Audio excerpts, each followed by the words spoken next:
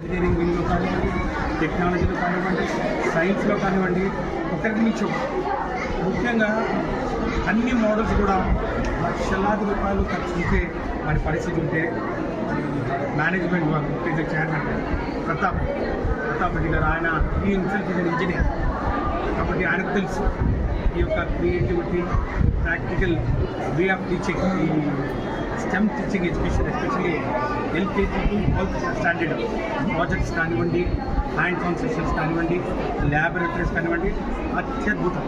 ఒక మాటలు చెప్పాలి, ఆర్ఎస్ఎల్ ఇంటర్నేషనల్ స్కూల్ నిజంగా ఈ ప్రాంతంలో మరి పేద ప్రజలకు ముఖ్యంగా మధ్యతరగతి వరకు ఒక వరం లాంటిది.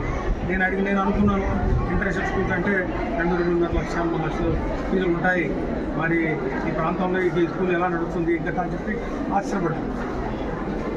మిస్సెస్ గారిని అడిగితే మేడం గారు మాకు 30,000 కానీ ఎక్కువ కట్టేవాళ్ళు ఎక్కువగా మొదలేదు ఇక్కడ అని చెప్పాను. అందుకే అనుకుంటున్నాను ఈ ఆర్ఎస్ఎల్ ఇంటర్నేషనల్ స్కూల్లో కేవలం 13 సంవత్సరాల్లోనే అంచెలంచెలుగా ఎదిగి 2013లో స్థాపించారు. సో ఓన్లీ 136 స్టూడెంట్స్ అని చెప్పారు నాకు. టుడే అప్పుడు 12 years ఇట్ హాజ్ రీచ్ 1000+.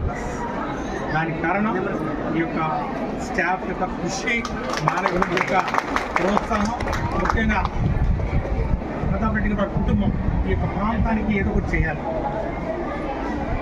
ధనాపేక్షణ కారణం ముఖ్యం, డబ్బులు నేను ఎక్కడ సంపాదించుకుంటాను, ఇండస్ట్రీస్ నాకు రియల్ ఎస్టేట్ ఉన్నాయి, కానీ విద్య అనేది లాభాపేక్షకు ఉండకూడదు. విద్య అనేది విద్యాదానం, అన్ని దానాల కన్నా గొప్పది విద్యాదానం అంటారు. అట్లాగే ఆయన ఇంజనీరింగ్ ఇన్స్టిట్యూట్స్ కూడా అటానమస్ ఇన్స్టిట్యూట్స్, NAAC గ్రేడింగ్ వచ్చేసేది, MBA గ్రేడింగ్ వచ్చేసి అన్నీ కూడా నాణ్యత ప్రమాణంలో ఎక్కడ కూడా ఖర్చుపడకుండా మంచి ఇన్ఫ్రాస్ట్రక్చర్ 1,00,000 స్క్వేర్ ఫీట్లో మరి ఇంత చక్కటి బిల్డింగ్ ఏర్పాటు చేసి 12 ఎకరాల విస్తీర్ణంలో